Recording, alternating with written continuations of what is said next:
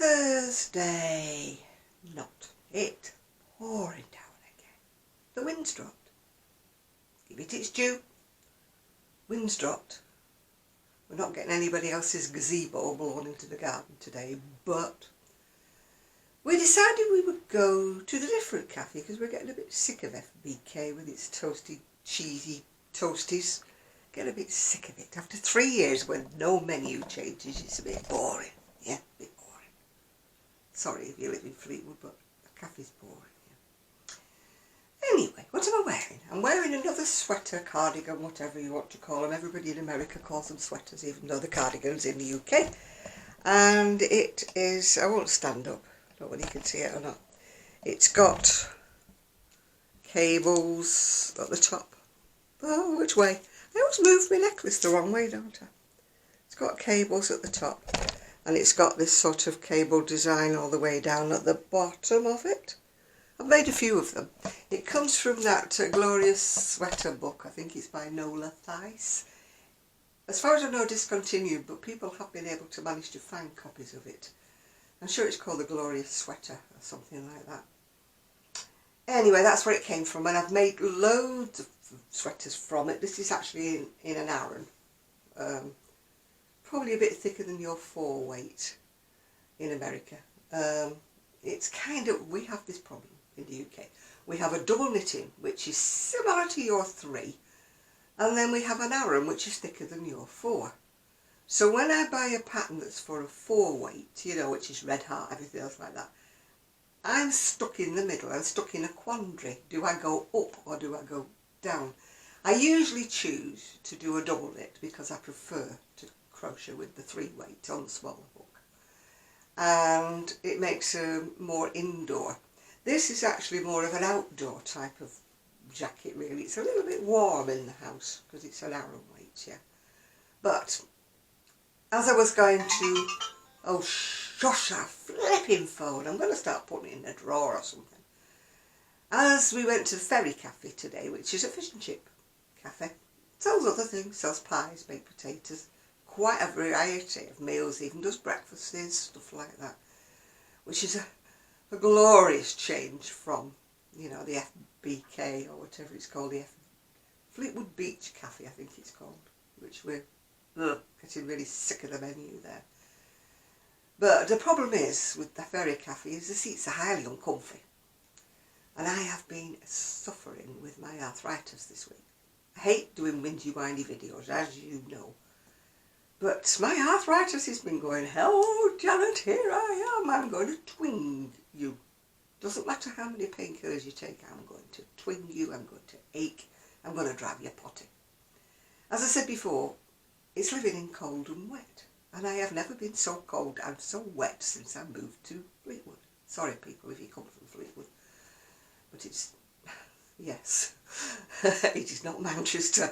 That's all I will say, it is not Manchester. Anyway, I started crocheting after I finished the cardigan from yesterday. I'm using the James C. Brett Marble Chunky, which I do love, and if you've never tried it, do try it. It comes in a 200-gram ball. I think it comes in around about the £7 to £8 a ball, depending on which company you get it from, it varies in price. And this one is not got a name, they never do. It's MC43, yeah. So it's basically reds, yeah. So what am I doing?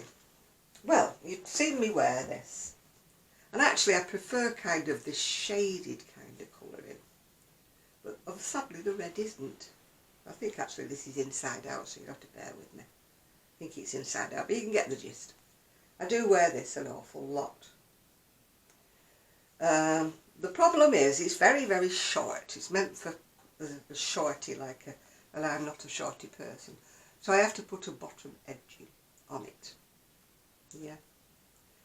Where does it come from, you may say? It comes from my lovely Doris Chan, the Amazing Crochet Lace book.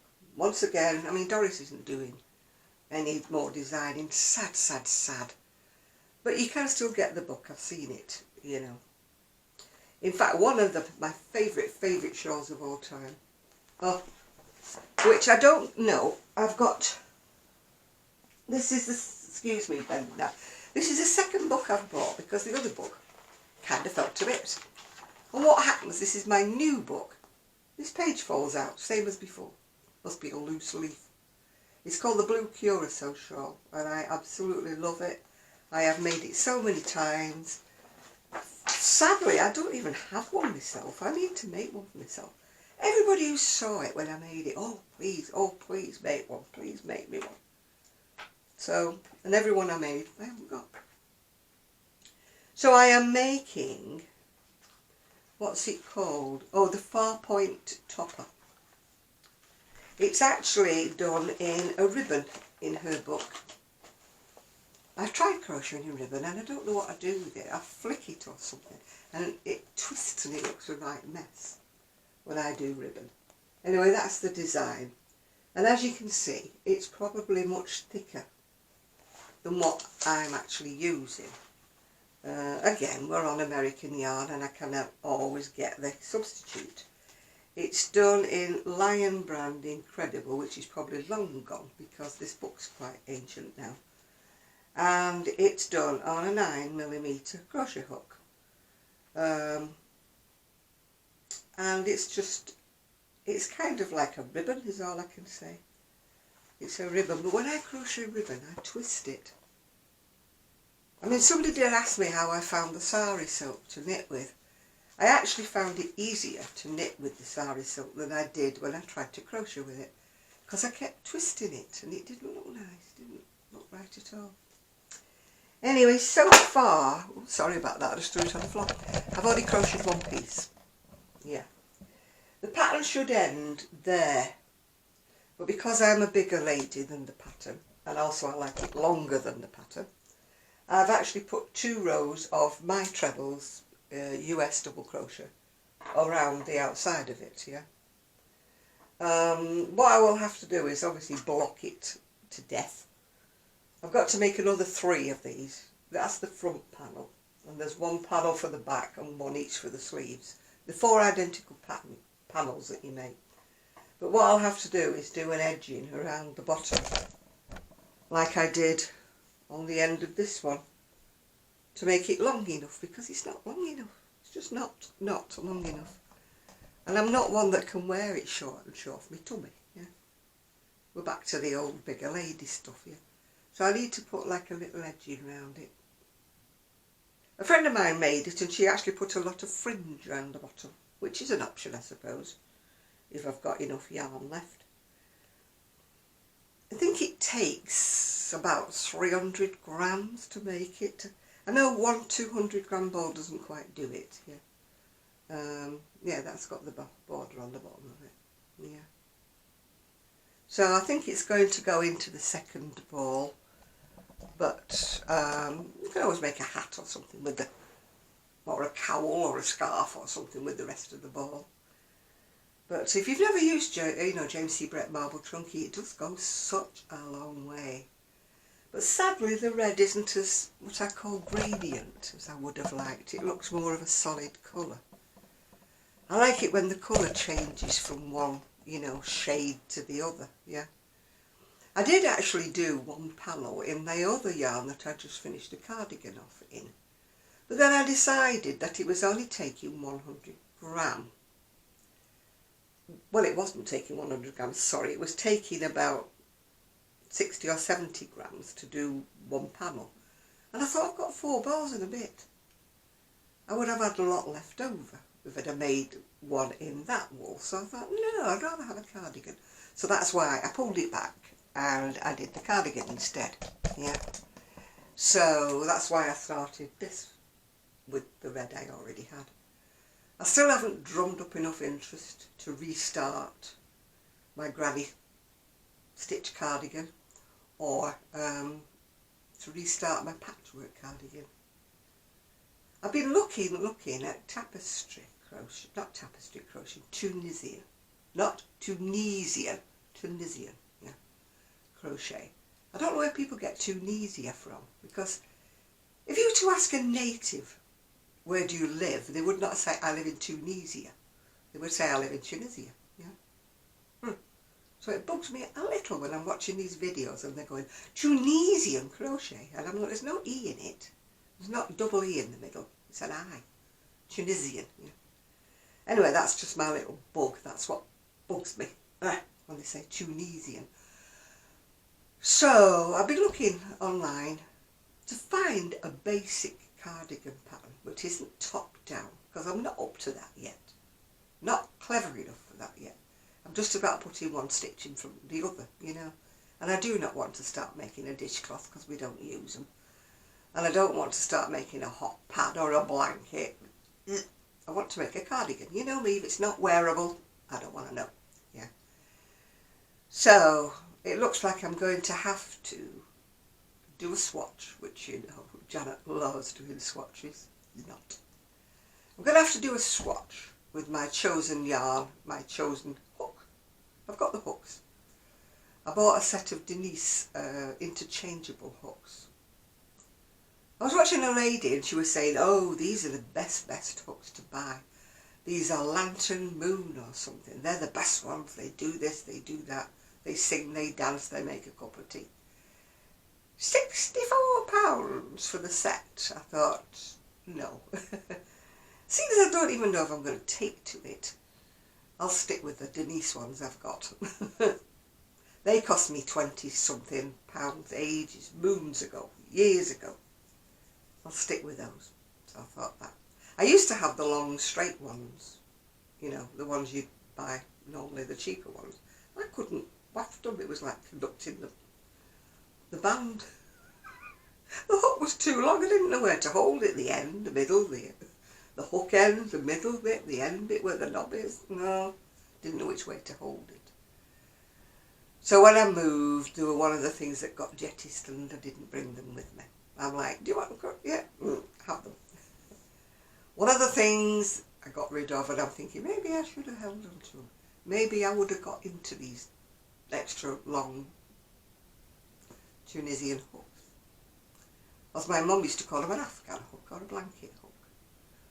That's what they were originally called. In fact, I've got my mum's blanket hook. I think it's a 6mm. It actually unscrewed. It was great, it had screws. So you could have it that long, or you could have it that long, and it unscrewed. Or you could use it that long as a crochet hook. And it was my first introduction to an inline hook. I didn't realise it at the time that it was inline. I just knew I loved to crochet with it, and I could crochet quite quickly with it, and I didn't understand why at the time. It was only later when I came to look at it, I thought, it's inline. And my mum used to make what she called tricot, or Afghan, and she used to just do blanket hook stitch. It used to work out, I don't know how she did it, but it used to work out a bit like Airtex, you know, a bit like holes. I don't know quite how she did it, but she used to make baby blankets with it. That's all she ever used this hook for. And I inherited her hook. That's the one thing I did keep of my mum's.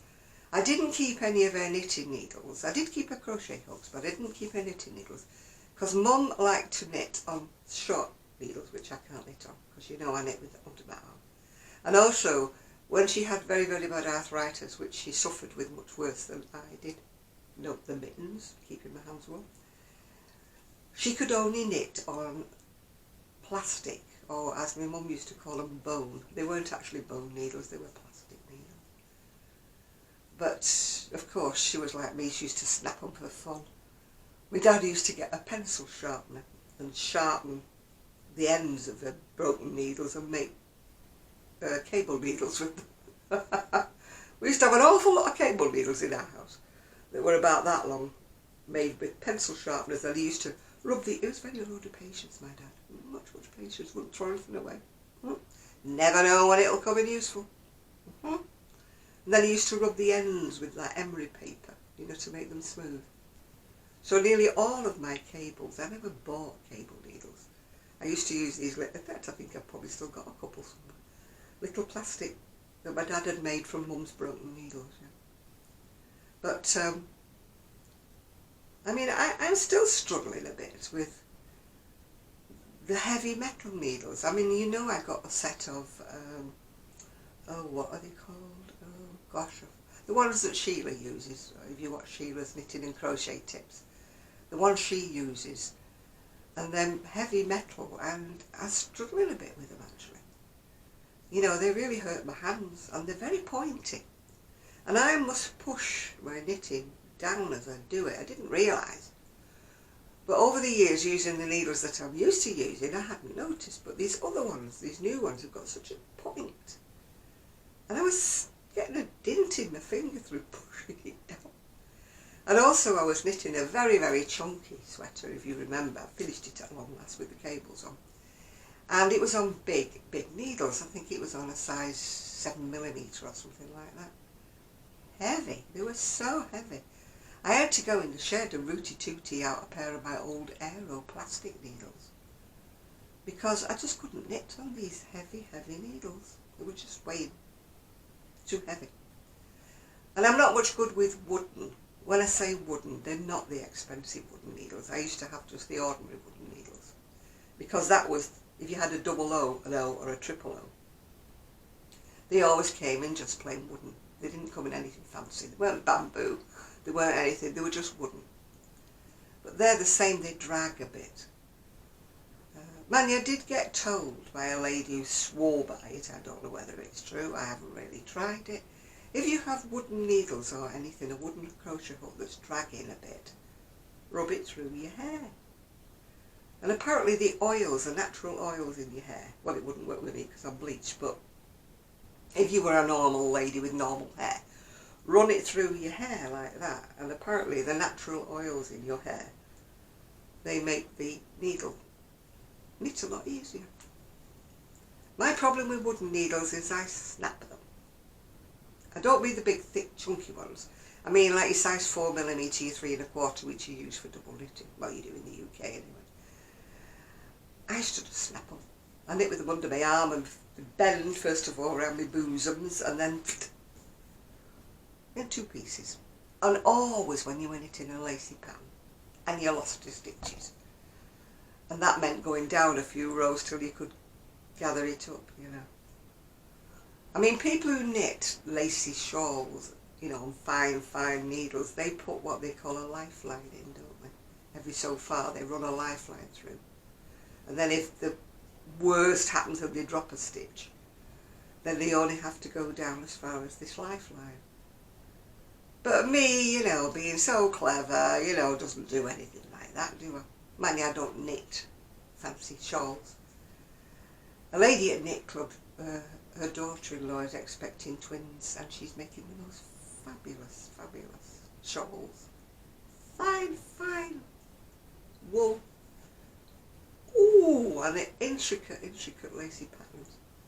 And you know, I'll hold my hand up. I'm in awe of anybody who can do that sort of thing.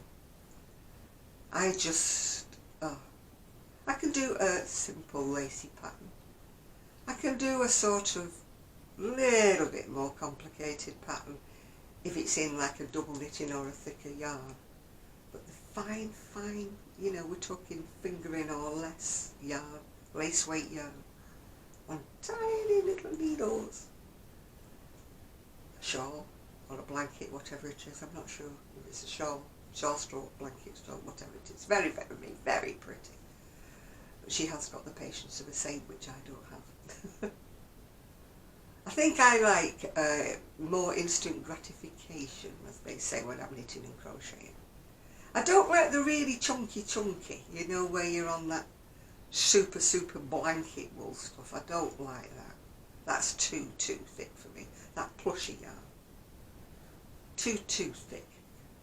I don't mind Aran weight, which is this weight, which is a bit thicker than your 4, but I don't think it's as thick as your 5. I don't know if you're in the US. I don't understand US thicknesses of yarn. I was in a wool shop for 40 years. I only know UK weight, yeah. What was our best selling yarn? Double knit, of any kind of description. Double knitting was the best thickness of yarn. People did knit Aran, but usually only for an Aran design. You know, we didn't sell much of Aran in a different colour than the natural green. We didn't sell many colours in Aran, yeah. Chunky we did sell, you know, a bit. But our best-selling yarn was double knit, which I hear a lot of people when they're doing American patterns, American videos and that, they say, oh, it's thin, it's thin. It's our standard weight in the UK, standard weight. If you ask anybody in the UK what they would knit with or crochet with, I would say a good 80% would probably say double knitting. Yeah. I do like working with 4-ply, which is fingering to the US. If I'm crocheting, not so much knitting. I like knitting baby things in 4-ply, yes. Not US 4-ply, which is thick. Poor little baby must be standing there like that. No, the fingering weight, I like knitting baby clothes with that. You know, the newborn baby clothes, yeah. I knitted all my son's things in 4-ply up to him being about 2 years old, I think. And I like crocheting, you know, the summer little crochet tops. I like doing them in 4-ply. I think they look neat. But I'm not up to the, you know, the sort of, what would I say, like Czechoslovakian, Russian, Eastern European, the ladies who do this fantastic knitting, crocheting in thin crochet cotton, and they do intricate patterns. I hold my hand up to anybody who does that kind of work, you know, because they just, you know, they're a league of their own, aren't they? They are. I have bought pattern books, you know, that are written in whatever, they're not in English.